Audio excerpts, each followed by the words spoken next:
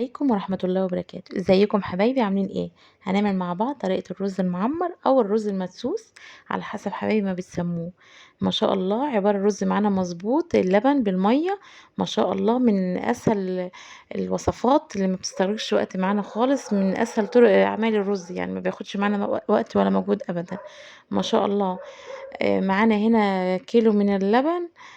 نزلنا عليه بمعلقة ملح وهندوبه كويس. ما شاء الله. هنا معانا كيلو ونص من الرز غسلينه كويس في الصينية اللي هندس فيه، ونزلنا باللبن على الملح كده. ما شاء الله. كيلو من الحليب عليه كيلو ونص من الرز، وهننزل عليه كده حبايبي بأربع معالق كبار من القشطة.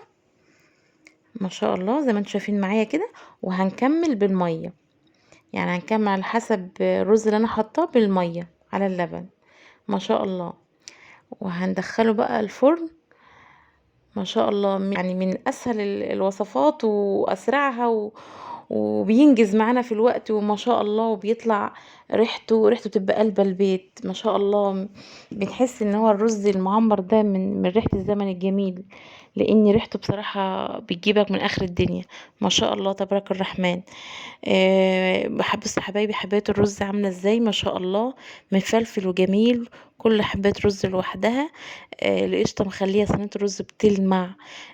صفارها جميل ما شاء الله تبارك الرحمن. المقادير مظبوطة. بألف هنا وشفا يا رب. متنسوش حبايبي تدعموني بلايك وشير. والسلام عليكم ورحمة الله وبركاته.